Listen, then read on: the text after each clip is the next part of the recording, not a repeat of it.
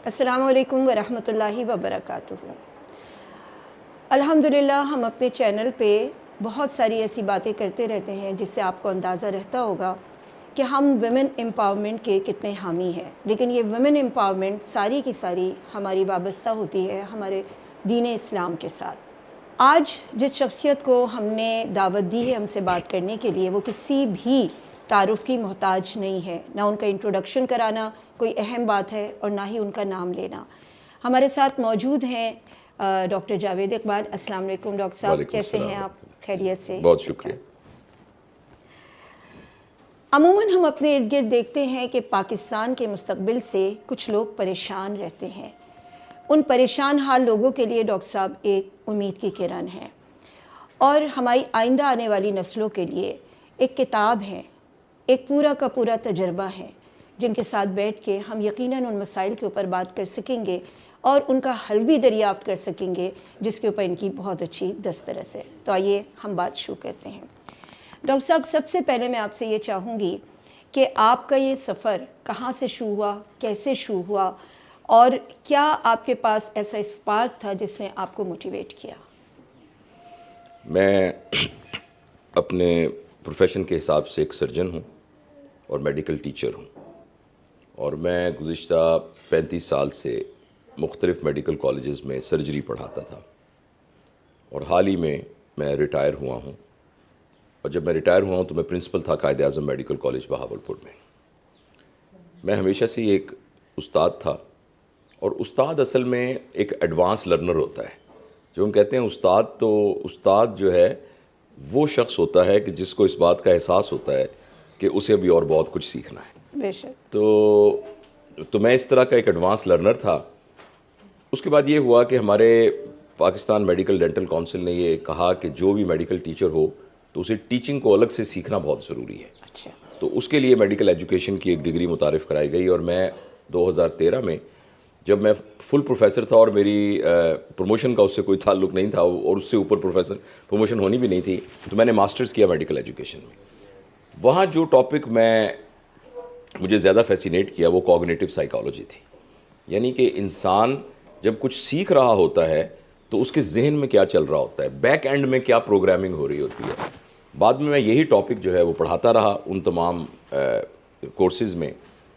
तो इससे ये सॉफ्ट स्किल्स, इंसान का जहन कैसे बनता है, जहन में कोई चीज़ जाती है तो उसको मुस्तकिल तौर पे वहाँ कैसे रोका जा सकता है, इसकी सारी साइंटिफिक बैकग्राउंड का मुझे पढ़ने का तजुर्बा हुआ। और फिर जहाँ तक ये सवाल है कि ये कैसे फिर ये मैं विज़िट करता हूँ, यूनिवर्सिटीज़ में पढ़ाता हूँ, ये बिल्कुल अल्लाह की तरफ से अल्लाह की मंशा थी। और जिसको हम दुनिया में कहते हैं इत्तफ़ाक़न, वो इत्तफ़ाक़न तो कोई भी चीज़ नहीं होती, वो एक ग्रेटर प्लान का हिस्सा होता है। तो वो बिल्कुल उन मानों में इत्तफ़ाक़न ही ऐसा हुआ कि एक दो मेरी वीडियोस जो हैं वो इतनी क्लिक हुई कि उसके बाद मुझे मुख्तलिफ़ चैनल्स ने बुलाना शुरू कर दिया, फिर मुख्तलिफ़ यूनिवर्सिटीज़ ने बुलाना शुरू कर दिया, फिर मैं मुल्क से बाहर जाना शुरू हो गया और वहाँ की यूनिवर्सिटीज़ वगैरह में जाना शुरू हो गया। तो बस उसके बाद ये सिलसिला चलता रहा। शुरू में तो बड़ा मज़ा आता था कि जब आप निकलें और लोग कैमरा कहें जी हमारे साथ एक सेल्फ़ी बनवा लें, तो ज़रा थोड़ा अंदर से बड़ा अपनी अना को बड़ी तस्कीन मिलती थी। लेकिन फिर मुझे एहसास हुआ कि ये इससे ज़्यादा एक बहुत बड़ी ज़िम्मेदारी है। बेशक। मैं एक डॉक्टर हूँ, अगर मैं किसी को गलत टीका लगा दूँ और उस टीके की वजह से कोई रिएक्शन हो जाए तो उसका मैं ज़िम्मेदार हूँ। तो मुझे एहसास हुआ कि अगर मैं किसी को कोई ऐसी बात कह दूँ जो उसके दिमाग में किसी किस्म का फतूर पैदा कर दे, उसके अंदर कोई मनफी ख़यालात पैदा कर दे या सोच पैदा कर दे, तो ये शायद उससे भी बड़ा जुर्म होगा, क्योंकि उसकी वजह से हज़ारों ज़िंदगियाँ मुतासर होंगी। फिर मैंने शऊरी तौर पर इसके लिए पढ़ना, इसके लिए बुज़ुर्गों से मिलना, दोस्तों से मिलना ये शुरू किया। तो अब मैं ये समझता हूँ कि ये मेरी एक ज़िम्मेदारी है। इस ज़िम्मेदारी में जो कुछ ज़िंदगी को मैंने बरता है और ज़िंदगी ने मुझे बरता है, उसको मैं फ़ोकस करके इस दुनिया से जाने से पहले अपना पॉइंट ऑफ व्यू मैं इस दुनिया में दे के जाऊँ। तो बस ये मुख्तसर कहानी है। आपने जो ये बात कही कि जितना ज़िंदगी को आपने बरता है और जितना आपको ज़िंदगी ने बरता है, तो हम ये चाहेंगे कि आप अपनी ज़िंदगी के इस तजर्बे से एक अगर जुमले में या एक लफ्ज़ में बता सकें हमें डूज़, कि आप हमें कहें कि इस बात पे कभी कॉम्प्रोमाइज़ ना करना, और एक डोंट कि देखो ये कभी ना करना। दो लफ्ज़ों की कोई कहानी। वैसे तो ये बहुत मुश्किल सवाल है, लेकिन फिर भी फ़ौरी तौर पर जो मेरे जहन में बात आई है कि हमें बहुत चौकन्ने रहना चाहिए। اور ہمیں اپنی زندگی کے ہر لمحہ بلمحہ چکنے رہنا کے لیے آپ کو ایمان کی بہت بڑی طاقت چاہیے. بے شک. اور دنیا میں ایسے بزرگ ہوتے ہیں, اگر آپ پنجابی ہمارے یہ دیکھنے والے سمجھتے ہوں تو ایک پنجابی کا ہے کہ بلے شاہ کا کہ جو دم غافل وہ دم کافر. یعنی اس کا مطلب یہ کہ جو دم کا مطلب سانس, کہ جس سانس میں ہم غافل ہوئے تو سمجھیے وہ سانس کفر یا سانس تھا. تو یہ ہے کہ جو بڑے لوگ ہوتے ہیں وہ اپنی زندگی کو چھوٹے چھوٹے سیگمنٹس میں لے لیتے ہیں اور وہ کہتے ہیں اب اس سیگمنٹ میں میں چکنا رہوں گا, پھر وہ اگلے سیگمنٹ میں چلے جاتے ہیں. اور جو بہت بڑے لوگ ہوتے ہیں وہ لمحہ بلمحہ چکنے رہتے ہیں. تو ایک جو یعنی جو کرنے والا کام ہے وہ یہ ہے کہ ہم جو بھی کام کر رہے ہیں اس میں چکنے رہیں. اور چکنے رہنے کا جو ہمارا پیراڈائم ہے بڑا آسان سمجھنے کا, وہ یہ ہے کہ کوئی بھی کام ایسا نہ ہو جو خدا کی رضا کے خلاف ہو, جو اللہ کو ناراض کرنے والا ہو, اور کوئی بھی کام ایسا نہ ہو جو نبی کے طریقے کے خلاف ہو. تو وہ ہمارے کچھ دیکھنے والے سننے والے غیر مسلم بھی ہوں گے, وہ ہمارے بھائی اور بہن ہیں. تو آپ کے نزدیک جو بھی ڈیوائن فیتھ ہے آپ کا, آپ اس فیتھ کو مد نظر رکھتے ہوئے سوچئے کہ کوئی بھی کام ایسا نہ ہو جو اس ڈیوائن ایڈوائس اور ڈیوائن اسٹریٹجی کے اگینسٹ ہو. تو یہ تو وہ کام ہے جو کہ کرنے کا ہے. اور نہ کرنے کا کام بھی تقریباً اس سے ملتا جلتا ہے کہ ہماری زندگی وقت کا انعام ہے. اب میں آپ کے یہاں آیا ہوں, آپ نے بہت اچھا سا ہمیں ناشتہ اللہ نے آپ کے ذریعے سے ہمیں دیا اور ہم آپ سے باتیں کر رہے ہیں. اب یہ وقت آپ کی زندگی میں اور میری زندگی میں پھر کبھی نہیں آئے گا, اللہ کرے بار بار آئے. یہ والا وقت پھر بھی نہیں آئے گا. تو یہ جو وقت ہے پوری کائنات کے اس سفر کی ڈائمنشن میں, اگر اس وقت کو میں نے برباد کر دیا تو اس کا مطلب ہے اتنی زندگی میں نے برباد کر دی. تو جو کام نہیں کرنے کا ہے وہ بھی وہی ہے جو کرنے کا ہے, کہ ہمیں وقت کو برباد نہیں کرنا, غافل نہیں ہونا, چوکنا. ہاں, اس کے لیے ایک لفظ ہے بڑا آسان سا لفظ سمجھنے کا, پریکٹیکل. ایک لفظ ہمارے بزرگ کہتے ہیں لا یعنی. اور لا یعنی کا ترجمہ یہ ہے کہ ایسا کام جس کا نہ کوئی دنیا کا فائدہ نہ کوئی دین کا فائدہ. بالکل. تو ایسے تمام کاموں سے اجتناب کرنا چاہیے. ٹھیک ہے. اچھا ڈاکٹر صاحب, اگلا سوال میرا آپ سے یہ ہے, ہم ہمیشہ سے کراچی میں رہے ہیں, آپ کا نگر گھومنا ہوتا ہے. میں بھی اکثر جاتی ہوں کراچی سے باہر یا ملک سے باہر, لیکن میں ابھی صرف کراچی کی بات کر رہی ہوں. یہ ایک بڑی عجیب و غریب جگہ ہے. یہاں وہ جگہ ہے جہاں پہ تمام اقوامیں آ کے رہتی ہیں, اور خود جو اردو اسپیکنگ ہے ان کے اندر بھی بہت ساری کمیونٹیز ہیں یہاں پر. جب ہم کراچی سے باہر جاتے ہیں تو ہمیں ایک ہی طرح کا ذہن ملتا ہے, پنجاب میں پنجابیوں کا, سندھ میں سندھیوں کا, یا پشاور میں پختون کا. لیکن ادھر ہمیں ایک مکس کلچر ملتا ہے. ہر ایک کے نارمز الگ ہیں, ہر ایک کی ویلیوز الگ ہیں, لیکن ایک پرابلم ہم سب فیس کرتے ہیں, اور وہی پرابلم ہے ہمارے ساتھ کہ ہم ابھی تک یہ نہیں سمجھ پائے کہ ہمارا گھر, ہمارا گھرانہ, ہماری ویلیوز, ہمارے بچے یا پیرنٹنگ جسے کہتے ہیں, وہ کن بنیادوں کے اوپر ہو. کیونکہ یہ کاروباری دنیا ہے, کراچی ایک کاروباری دنیا ہے. ہم چاہتے ہیں ہمارا 8 سال کا بچہ بھی کمانے لگ جائے اور ہمارا 80 سال کا مرد بھی کماتا ہو. یعنی اس کو اگر آپ یہ سمجھیں کہ کمیونسٹ سا لگتا ہے مجھے کہ کمیون اسکول جیسے ہوتے ہیں, کہ یہ کماتا نہیں ہے, یہ بیکار ہے. یا یہ کہ جیسے بھی کل آپ نے اپنے لیکچر میں کہا کہ تم نہیں بن سکے ڈاکٹر یا انجینئر, نہیں بن سکے, ایک پرچون کی دکان حلال سے کر رہے ہو, یہ ہمارا پرائیڈ نہیں ہوتا. اور ہم اس پہ کمپرومائز کرتے ہیں اپنے ریلیشنز کو اور اپنی ہر چیز کو. لیکن یہاں اتنی کمیونٹیز کے ساتھ ملنا, بیٹھنا, ان کو ایک جگہ پہ لانا, یہ ہمارے لیے ایک بہت بڑا چیلنج ہے. اس کے لیے ہم آپ سے کوئی آگاہی چاہیے. بہت شکریہ. دیکھیے, یہ یہاں کا نہیں, ہر جگہ کا یہی ایک المیہ ہے کہ کسی وجہ سے ہمارے ہاں اچھا بچہ کون ہے اس کی تعریف یہ ہے کہ اچھا بچہ وہ ہے جس کے نمبر بہت اچھے آتے ہیں. اگر کسی کے 4 بچے ہیں, اس میں سے ایک بچے کے نمبر اچھے نہیں آتے, وہ جسٹ پاس ہوتا ہے, لیکن وہ بچہ دادا ابو کی خدمت کرتا ہے, دادی اماں کی خدمت کرتا ہے, بجلی کا بل وہ دے کے آتا ہے, گھر کی ٹوٹی خراب ہوتی ہے تو وہ ٹھیک کر لیتا ہے, جو پھپھو بیمار تھیں ان کی عیادت کے لیے جا کے کچھ ان کی بھی خدمت کر آتا ہے, نمبر اس کے اچھے نہیں آتے.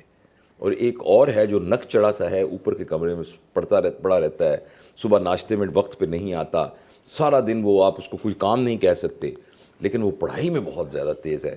تو جب بھی اس گھر کی جو خاتون ہیں ان کی سہیلیاں ملنے کے لیے آئیں گی تو وہ فخر سے اپنے اس بچے کا ذکر نہیں کریں گی جس کے نمبر اچھے نہیں آتے، وہ اس کا ذکر ماشاءاللہ میرا بیٹا ہے نا وہ سو رہا ہوگا اوپر، میں ملواتی ہوں آپ سے، اس کے 7 سٹارز آئے ہیں اور اس کو ابھی ابھی آفر ہوئی ہے فلاں یونیورسٹی کی.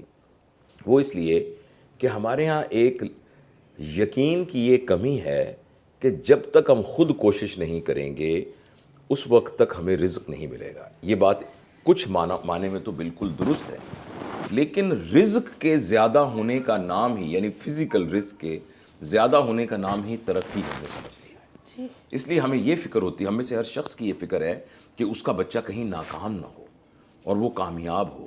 لیکن بدقسمتی سے جو کامیابی کا معیار ہے، بدقسمتی سے جو کامیابی کا معیار ہے وہ یہ ہے کہ اس کے روزگار کے ذرائع کیا ہوں گے. ایک بڑی پکچر کے اندر یہ ہدف ہے پیرنٹنگ کا، مگر یہ نیچے جا کر کہیں ایک چھوٹی سی فیسٹ ہے. جیسے آپ نے جگسا پزل سے ایک پوری تصویر مکمل کرنی ہو تو یہ ایک ہے اس کی چھوٹی سی کا ایک کونا، لیکن یہ ہے کہ جو پوری پکچر کے میں جو سب سے اہم بات ہے وہ صرف ایک ہے کہ ہمارا بچہ با کردار ہو. اب کردار کیا ہے اس پر ہم بات کر سکتے ہیں. اگر ہمارا پیراڈائم اس پہ چینج ہو جائے اور ہم یہ کہیں کہ ہمارا بچہ با کردار ہے، اب مجھے کوئی فکر نہیں ہے، وہ دکاندار بن جائے، وہ بس کا ڈرائیور بن جائے، وہ ڈاکٹر بن جائے، وہ عالم بن جائے، وہ مزدور بن جائے، یہ کچھ بھی بن جائے، وہ اپنے روزگار کے لیے تو وہ کرے گا، مگر باقی زندگی میں، اور ہمارے ہاں زندگی کافی نہیں ہے، زندگی کے بعد والی زندگی میں وہ کامیاب ہوگا. تو یہ بات سمجھنے کی بات ہے. اگر یہ بات، اور کچھ لوگوں کو یہ بات سمجھ میں آ گئی ہے، تو جنہیں یہ بات سمجھ میں آ جاتی ہے انہیں یہ بھی سائنٹیفکلی پتہ ہوتا ہے کہ دیکھیے کیچوا آپ نے دیکھا ہوگا نا، کیچوے کے جو نروس سسٹم ہے اس میں ایک نیورون ہوتا ہے اور وہ بھوکا نہیں مرتا. اس ایک نیورون کی بنیاد پر وہ بھوکا نہیں مرتا.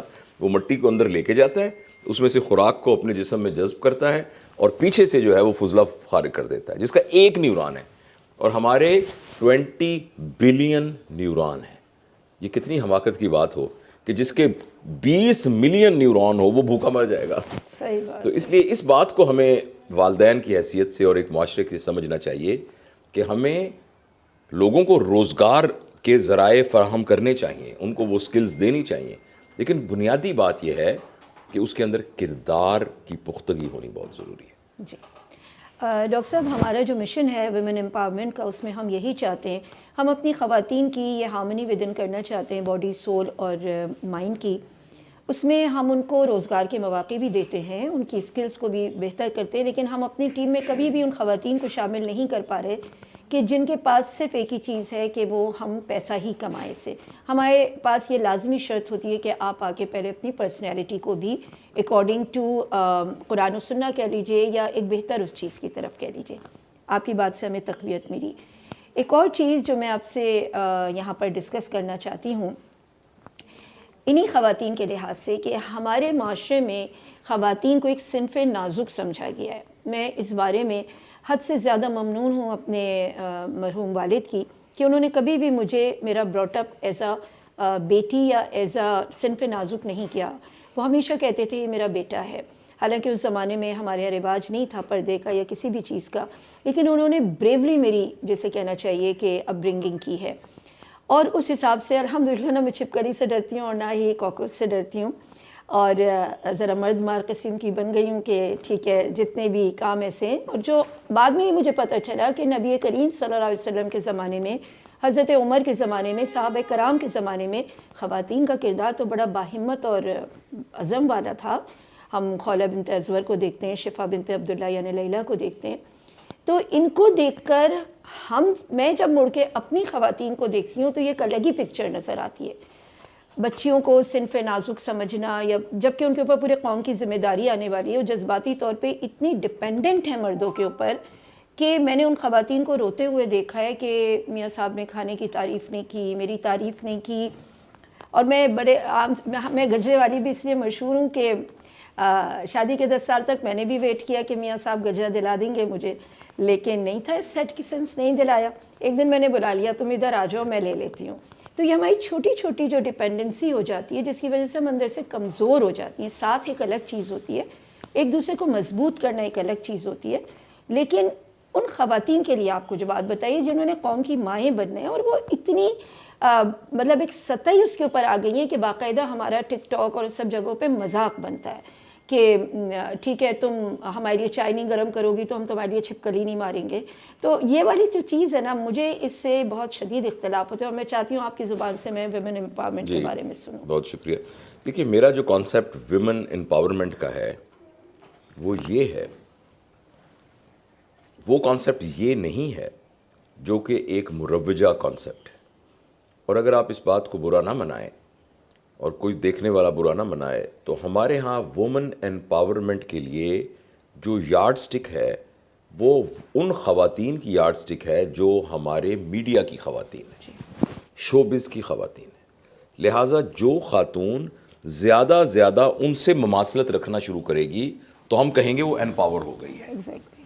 یعنی یہ ہے کہ وہ اپنے لباس کے سلسلے میں, اپنے اٹھنے بیٹھنے کے سلسلے میں, اپنی گفتگو کے سلسلے میں اس طرح کی بے باکی دکھانا شروع کرے گی, تو یہ وومن امپاورمنٹ ہے. میرے خیال میں وومن امپاورمنٹ کا یہ مطلب ہے کہ گھر اور خاندان جو کہ معاشرے کا یونٹ ہے, اس میں عورت کے رائے کی کتنی اہمیت ہے, جی, گھر کے فیصلوں میں عورت کی رائے کی کتنی اہمیت ہے, کتنی وہ ڈیسیژن میکر ہے اس بات پر کہ ہم گھر کو اس طریقے سے تعمیر کریں گے, ہم اپنے بچوں کو اس طرح کے اداروں میں ڈالیں گے, ہم اپنے گھر کے جو باقی کام ہیں اس میں عورت کا حصہ کتنا ہے.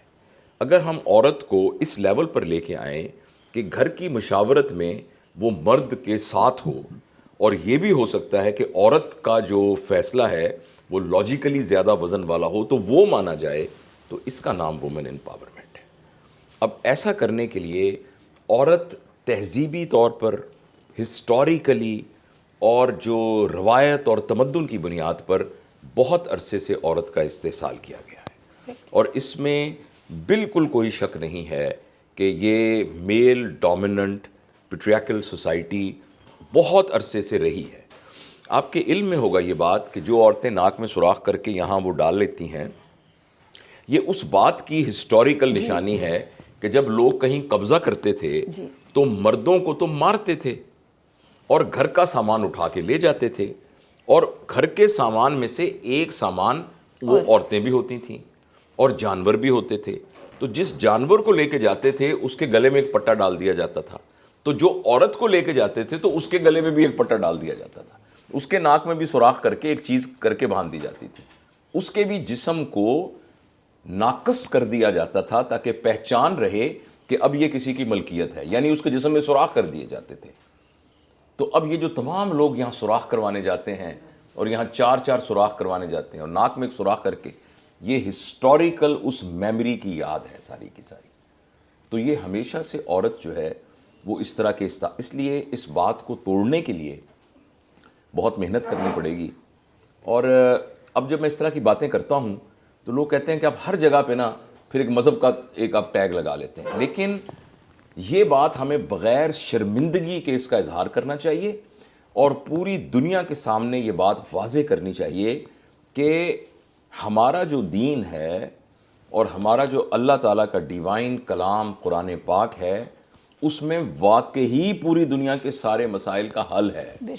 لیکن بدقسمتی سے ہم اس کو شرمندگی کے ساتھ سم ہاؤ چاہتے ہیں کہ ہمارے اوپر یہ مذہبی ہونے کا ٹیگ نہ لگے, لیکن اس کے علاوہ کوئی چوائس ہی نہیں ہے. تو میرے خیال میں اس پوری دنیا کی ہسٹری میں جو لینڈ مارک فیمنسٹ موومنٹ ہے وہ اصل میں نبی کریم صلی اللہ علیہ وسلم کا زمانہ ہے. جتنا فیمنسٹ دین اسلام ہے اتنا کوئی فیمنسٹ دین نہیں ہے.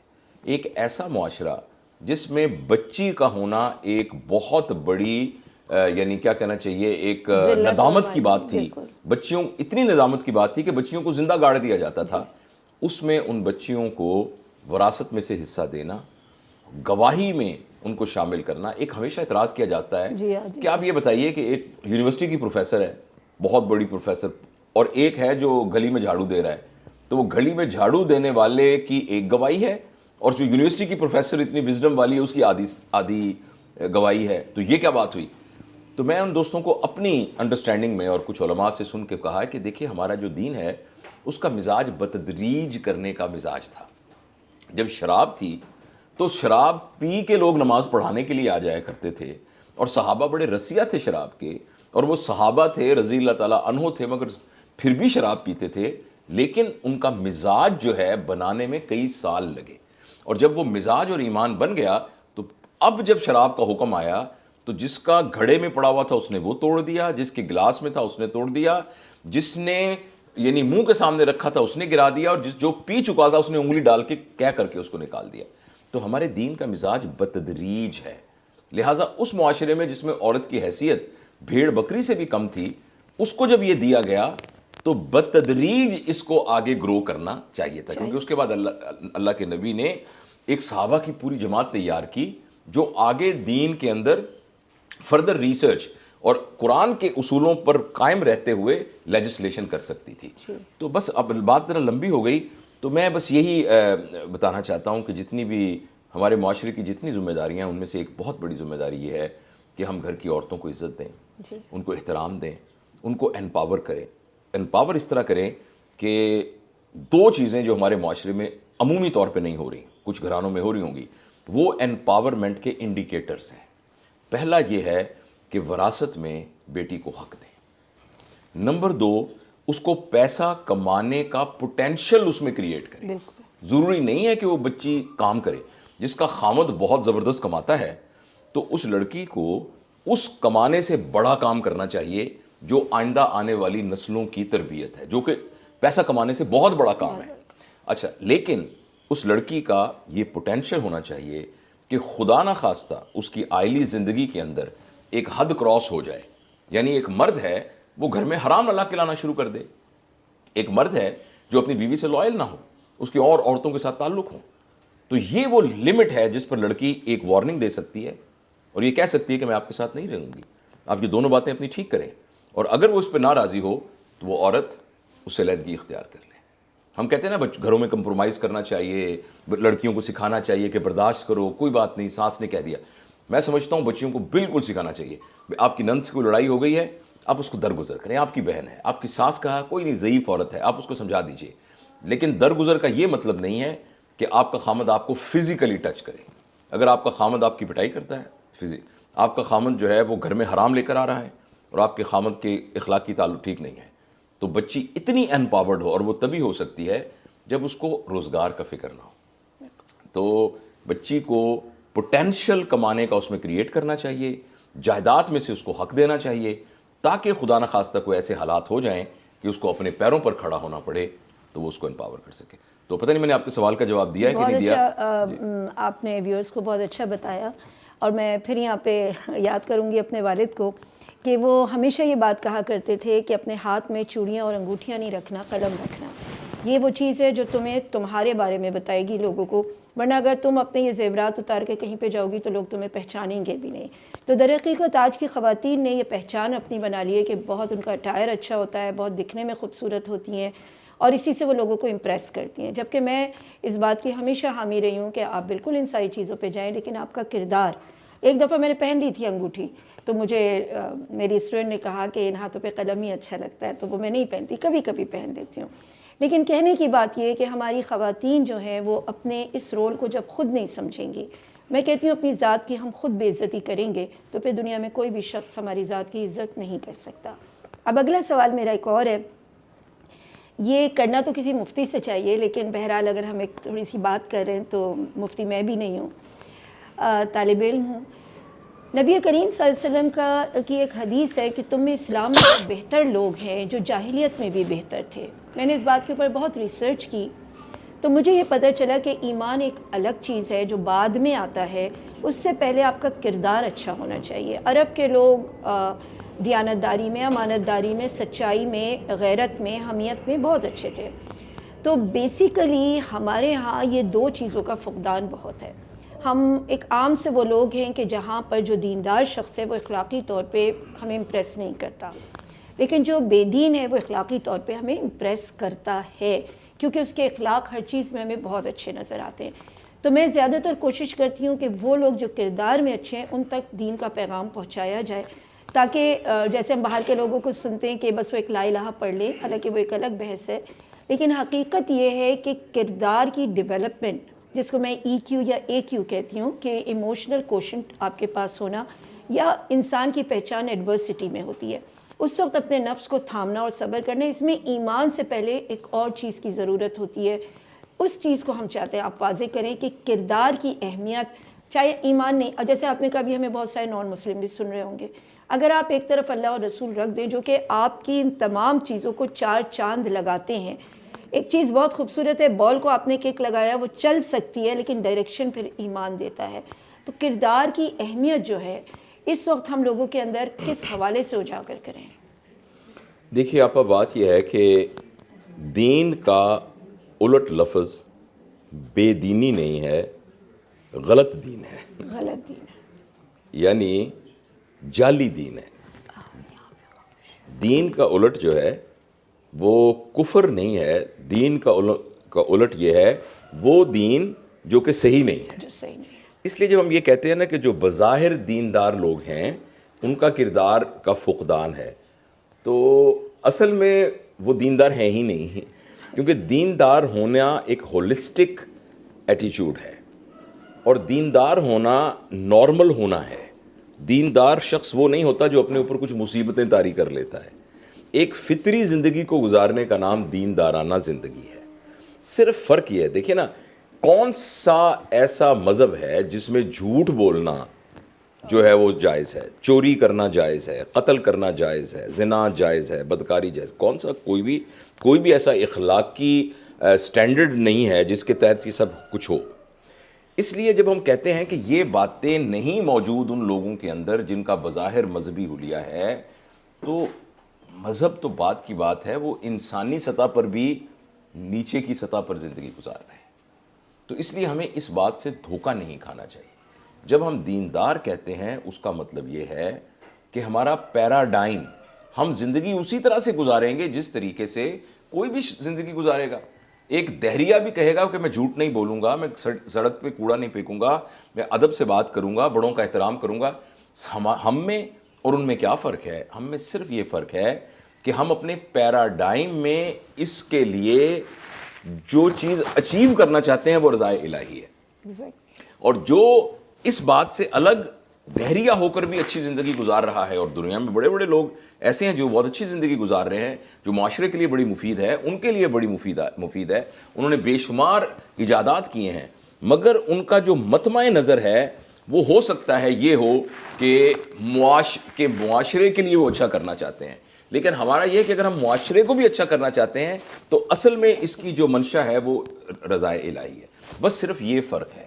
لہٰذا ہر وہ شخص جو نارمل زندگی پر نہیں ہے، کیونکہ یہ تقاضا ہے ایمان کا کہ زندگی نارمل ہو جائے گی، تو اس لیے ہمیں اس بات پر کوئی دھوکہ نہیں کھانا چاہیے۔ جیسے مجھ سے اکثر لوگ پوچھتے ہیں کہ مدر ٹریسا نے اتنے اچھے اچھے کام کیے، وہ جہنم میں اس لیے جائے گی کہ اس نے لا الہ نہیں پڑھا؟ میں نے کہا تو اس نے جنت مانگی بھی تو نہیں نا، آپ کیوں اسے ڈالنا چاہتے ہیں؟ اور میرا یہ بھی ایک خیال ہے اس سلسلے میں، جیسے آپ نے بھی کہا کہ جنت میں کون جائے گا، جہنم میں کون جائے گا، اس کا فیصلہ کرنا صرف اور صرف اللہ تعالیٰ کے ہاتھ میں۔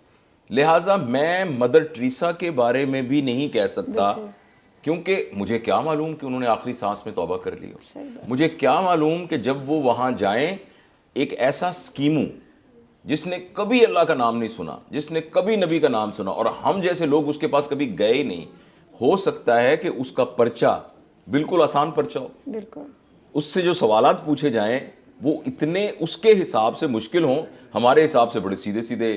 اس سے صرف یہی پوچھ لیا جائے کہ بھائی یہ جو تمہارے جو 6 مہینے بعد سورج نکلتا تھا اور 6 مہینے بعد تو تمہیں اس کو دیکھ کر کیا لگتا تھا، اور وہ یہ کہے کہ مجھے لگتا تھا کوئی اس کو نکال رہا ہے، کوئی اس کو کر رہا ہے، تو ہو سکتا ہے اس کا یہی کمپلسری کوسچن ہو، اور اسے تو ہم کون ہوتے ہیں یہ فیصلہ کرنے والے کون جنت جہنم میں جائے گا؟ ہم تو دنیا کے معیار پر ہی سب کچھ کر سکتے ہیں۔ تو آپ کے سوری وہ آپ کے تھوڑا ہم ادھر ہو گئے، مگر ضروری باتیں تھیں۔ میرا یہ خیال ہے کہ جب ہم کسی کو دیندار کہتے ہیں تو اس سے مراد ایک ایسا شخص ہے جو ہولسٹیکلی، جو کافہ کا لفظ قرآن کے اندر ہے نا، مکمل طور پر اس میں داخل ہو گیا ہے، اور وہ مکمل طور پہ داخل صرف ظاہری شکل و شباہت کی وجہ سے نہیں، بلکہ اس کا جو پورا کا پورا کنڈکٹ ہے وہ اپنے ساتھ انصاف کر رہا ہے، اپنوں کے ساتھ انصاف کر رہا ہے، غیروں کے ساتھ انصاف کر رہا ہے، فطرت کے ساتھ انصاف کر رہا ہے، اور اللہ تعالیٰ کے ساتھ اپنے تعلق کے ساتھ انصاف کریں. یہ ہولسٹک ویو ہے جو کہ ایک دیندار ہونے کا ویو ہے. ڈاکٹر صاحب آخر میں یہ چند سوالات جو ہمیں کل آپ کے پروگرام کے بعد لوگوں نے بھیجے اور کہا کہ اس کو ڈاکٹر صاحب سے پوچھ لیجیے گا. عائشہ ہیں, انہوں نے ایک انسان کی بارڈر لائن پوچھی ہے کہ کس حد تک وہ برداشت کر سکتا ہے, یعنی جو اس کا آپ نے تقریباً جواب دے دیا. زید عماد رزقی صاحب نے سوال کیا تھا, وہ 26 سال کے نوجوان ہیں, کہ ہم کوئی ایسا سسٹم کیوں نہیں ڈیولپ کر سکتے جو ہمارے اسمال ڈوزز کا کام دیں ہمارے لیے اس لمبی جرنی میں. یعنی ایک ہوتا ہے نا, ہم ایک لوگوں کو ایک لمبی جرنی بتاتے ہیں, آپ کو یہ کرنا ہوگا, ایک اسمال ڈوز وہ بھی میرا خیال ہے ہم نے کور کر لیا کہ جب آپ نے ہمیں ایک ڈو اور ایک ڈونٹ بتا دیا. لیکن میں آپ کو یہ بات عرض کرنا چاہتا ہوں کہ یہ جو سفر ہے نا, یہ ہر شخص کا یونیک سفر ہے. اس کو ہم جنرلائز نہیں کر سکتے, اس کو ہم اسٹینڈرڈائز بھی نہیں کر سکتے, صرف اس کے پیرامیٹرز ڈیسائیڈ کر سکتے. ورنہ میرا اور آپ کا سفر دونوں کا الگ سے سفر ہے. یہ ایک راستہ اس طرح کا, اپنی سیلف ڈسکوری کا جو راستہ ہے نا, وہ ایک مروجہ راستہ نہیں ہے جس پر آپ چل رہے ہوتے ہیں. یہ آپ کے چلنے سے راستہ بنے گا.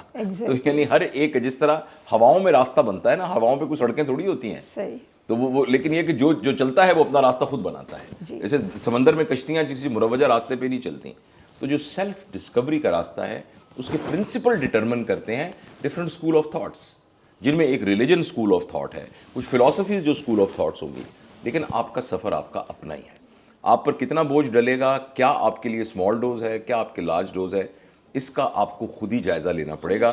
اس لیے یہ جو ماں صاحب نے جو سوال پوچھا ہے, ان کو میں کہوں گا کہ جو سفر کا جو پہلا قدم ہے وہ ہے سیلف اویئرنیس.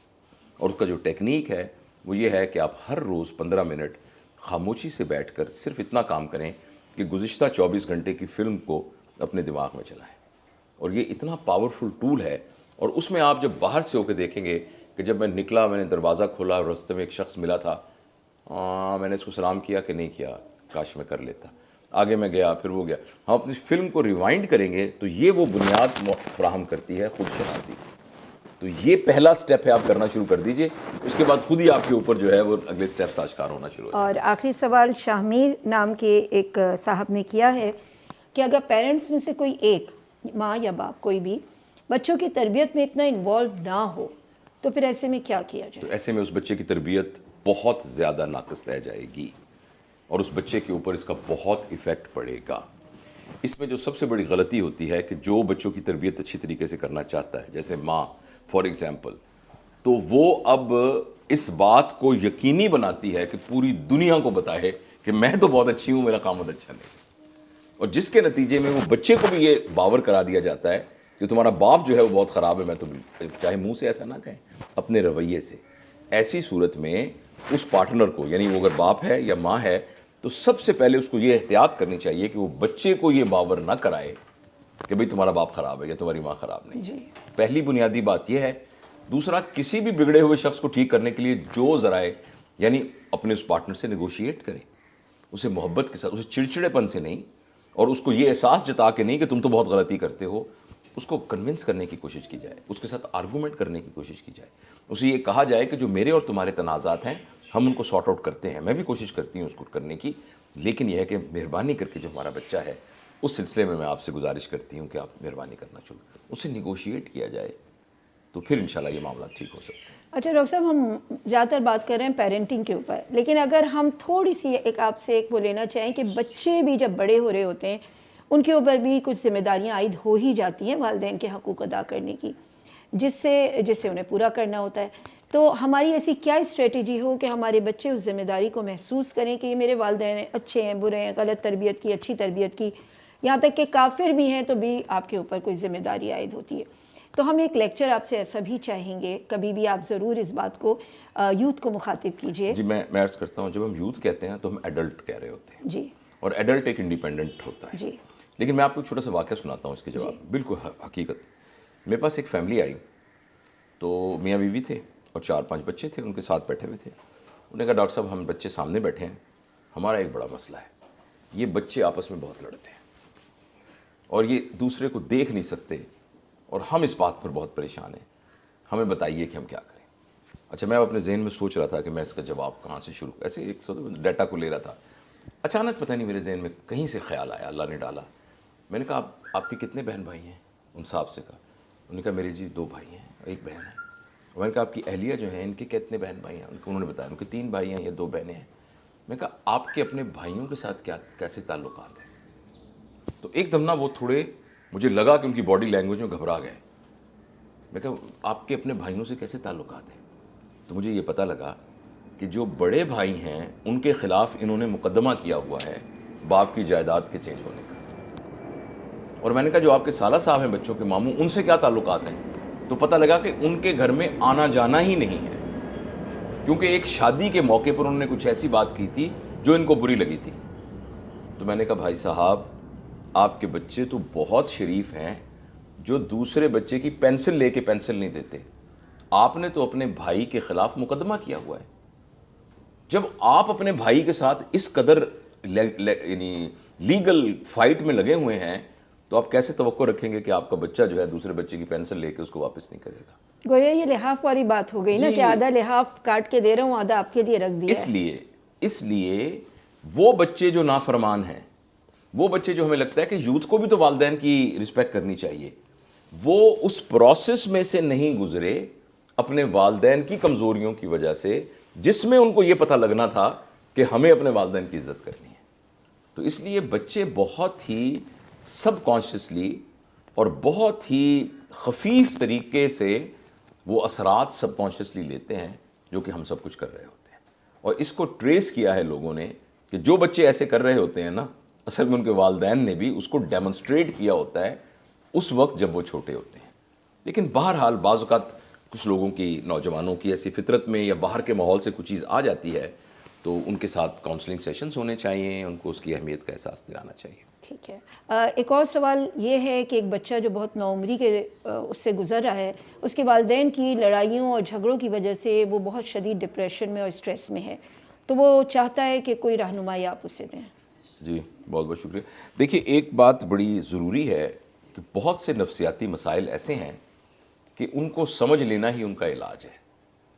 فرض کریں ابھی اس دیوار پر آپ کو ایک بھوت نظر آنا شروع ہو جائے، اور آپ تو خیر کسی سے نہیں ڈرتی، لیکن اگر فرض کریں کوئی میرے جیسا شخص ہو تو وہ ایک دم اس بھوت سے ڈرنا شروع ہو جائے اور اس کو خوف طاری ہو جائے اور وہ کانپنے لگ جائے، تو اچانک اس کی نظر پڑے کہ نہیں وہ بلب جل رہا تھا، اس بلب کی وجہ سے اس کا سایہ اس پہ پڑ رہا ہے، تو یہ تو بھوت نہیں ہے.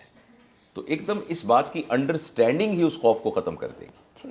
نفسیاتی مسائل کے حل کے لیے سب سے اہم چیز ان کی انڈرسٹینڈنگ ہے. جس بچے کو یہ پتہ لگ گیا ہے کہ مجھے غصہ اس لیے آتا ہے کہ میرے گھر میں والدین کے حالات ٹھیک نہیں تھے، تو اس نے آدھا کام تو کر لیا ہے. Understanding of the problem is actually part of the solution of the problem. تو اس کے بعد اب آپ چونکہ اس کے اندر ایک جسمانی تبدیلیاں آنی شروع ہو گئی ہیں، ان کے دماغ کے کنیکشن جو ہیں وہ اس طرح سے بن گئے ہیں، اب اس کو کوئی پروفیشنل ہیلپ لینی چاہیے. کاؤنسلنگ، اب پروفیشنل ہیلپ لینی چاہیے. وہ ہیلپ سائیکولوجیکل ہیلپ بھی ہو سکتی ہے، سائیکیٹرک ہیلپ بھی ہو سکتی ہے، اور وہ ایک طرح کی جس کو ہم انسٹیٹیوشنل تھراپی کہتے ہیں کہ وہ ایسے مشاغل میں اپنے آپ کو لگا لے کہ جو اس کے لیے زیادہ فلفلنگ مشاغل ہوں. مثلا کوئی ایکسرسائز، مثلا کتابوں کا پڑھنا، مثلا بہت اچھے دوستوں سے ملنا جلنا، اس قسم کے کام. لیکن بہرحال اس مختصر وقت میں اس کا بہت ڈیفینیٹو آنسر نہیں دیا جا سکتا، لیکن ان کو مبارکباد دی جا سکتی ہے کہ ان کو پتہ لگ گیا ہے کہ اس وجہ سے بیمار ہے. جب ہمیں پتہ لگ جاتا ہے تو پھر اس کا حل ڈھونڈنا شروع کرتے ہیں. بہت شکریہ ڈاکٹر صاحب، آپ کا ہم نے بہت قیمتی وقت لیا.